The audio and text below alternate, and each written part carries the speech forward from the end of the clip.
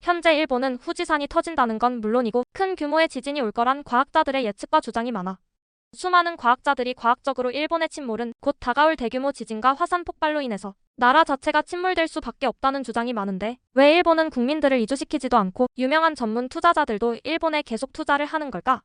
나라가 망할 정도의 재앙이라면 이해가 안 되는데 분석 부탁해. 정확히 말하면 섬이 완전히 침몰한다는 과학적으로나 확률적으로도 극단적인 시나리오로 간주됩니다. 지진과 화산 폭발의 위협은 매우 심각하지만 일본이 가라앉는다는 이야기는 과장되거나 잘못 해석된 가설일 가능성이 높습니다. 이를 좀 더 구체적으로 설명해 볼게요. 첫 번째, 임계점을 넘어서 언제 터질지 모른다는 과학적 예측의 의미. 과학자들이 언제 터질지 모른다고 하는 것은 발생 시점을 특정할 수 없다는 뜻이지 당장 내일 터진다고 확정하는 것은 아닙니다. 예를 들어 후지산 폭발 가능성이 제기되긴 하지만 과거 폭발 사례를 기준으로 보면 약 300년이 넘는 주기로 폭발했으며 폭발이 임박했다는 명확한 지질학적 증거는 아직 없습니다. 지진도 마찬가지로 발생 가능성은 늘 존재하지만 특정 시점을 예상할 수 없다는 한계가 있습니다. 임계점이라는 표현은 지질학적 긴장을 뜻할 뿐 반드시 곧 터진다는 의미는 아닙니다.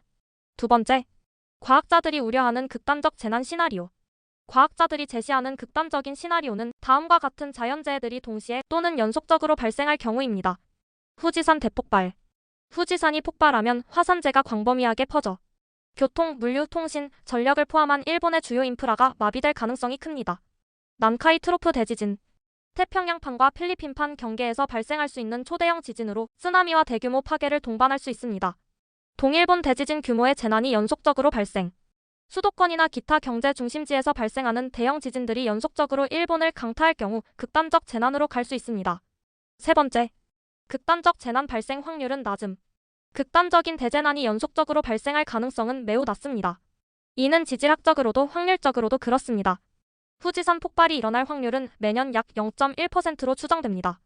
난카이 트로프 대지진의 발생 확률은 30년 내 약 70%로 예측되지만 이는 지진 규모가 얼마나 클지 알 수 없다는 점에서 불확실성이 큽니다. 이러한 재난들이 동시에 또는 연속적으로 발생할 가능성은 극도로 희박합니다. 네 번째, 일본이 사라진다는 의미의 과학적 해석. 1. 물리적으로 사라진다는 것은 불가능합니다. 일본이 지각판의 경계에 위치해 있다는 점에서 자연재해 위험이 크지만 일본 열도가 침몰하거나 물속으로 가라앉는다는 주장은 과학적으로 근거가 부족합니다. 지진이나 화산 폭발은 특정 지역의 지형 변화를 초래할 수 있으나 일본 전체가 물에 잠길 가능성은 없습니다. 예를 들어 동일본 대지진으로 일부 지역이 해수면 아래로 가라앉았지만 이는 극히 국지적인 현상입니다.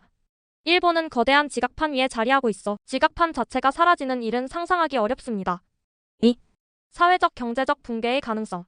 극단적 시나리오로 여러 재난이 동시에 발생할 경우 일본의 주요 도시가 기능을 상실하거나 경제적 붕괴를 겪을 가능성은 있습니다. 일본 경제의 축인 수도권과 공업지대가 마비되면 복구에 수십 년이 걸릴 수 있으며 국제사회와의 관계도 영향을 받을 가능성이 큽니다. 이런 시나리오에서 사라진다는 것은 국가로서의 기능 상실 또는 경제적 사회적 붕괴를 의미할 수 있습니다. 예를 들어 인구 유출이 급격히 늘어나거나 국제적 신뢰를 상실해 일본이 국제 무대에서 주도적인 역할을 잇는 상황을 상정할 수 있습니다.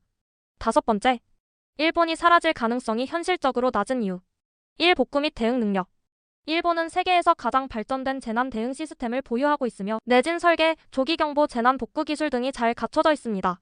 후지산 폭발이나 대지진이 발생하더라도 피해를 완화하거나 복구할 가능성이 높습니다. 2. 경제 및 국제 지원. 일본은 세계 3위의 경제 대국으로 극단적인 재난이 발생하더라도 국제적 지원을 받을 가능성이 큽니다. 경제적 충격이 있더라도 일본은 복구를 통해 회복할 수 있는 역량을 보유하고 있습니다. 3. 재난 후에도 국가 유지 가능. 재난은 국지적 단기적 피해를 초래하지만 국가의 존속을 위협할 정도의 파괴는 드뭅니다. 예를 들어 동일본 대지진 이후에도 일본은 빠르게 복구 작업을 진행하며 국가 기능을 유지했습니다. 여섯 번째, 일본이 사라진다는 가설이 자주 언급되는 이유. 공포 마케팅. 언론이나 일부 단체에서 극단적 시나리오를 부각해 경각심을 일으키려는 의도가 있습니다. 정치적 경제적 압박. 일본의 지리적 리스크를 부각해 투자 또는 정책 결정을 유도하려는 경우도 있습니다. 역사적 트라우마. 일본은 지진, 쓰나미 등 자연재해 피해를 자주 경험했기 때문에 이러한 우려가 과도하게 증폭되는 경향이 있습니다. 일곱 번째, 결론. 일본이 사라질 수 있다는 가능성의 진실은 물리적으로 일본이 침몰하거나 사라지는 일은 거의 불가능합니다. 지진과 화산 폭발이 심각한 피해를 줄 수 있지만 섬 전체가 가라앉는 일은 현실성이 낮고 극단적 재난이 발생해도 일본은 재난 복구와 경제 회복 능력을 통해 국가로서의 존속이 가능할 거라 판단합니다. 일본이 사라진다는 주장은 공포를 자극하거나 경각심을 높이기 위해 과장된 시나리오로 활용되는 경우가 많으며 과학적 근거가 희박합니다. 결론적으로 일본이 사라질 가능성은 극도로 낮으며 대부분의 과학자들도 이를 극단적인 가정으로 간주합니다.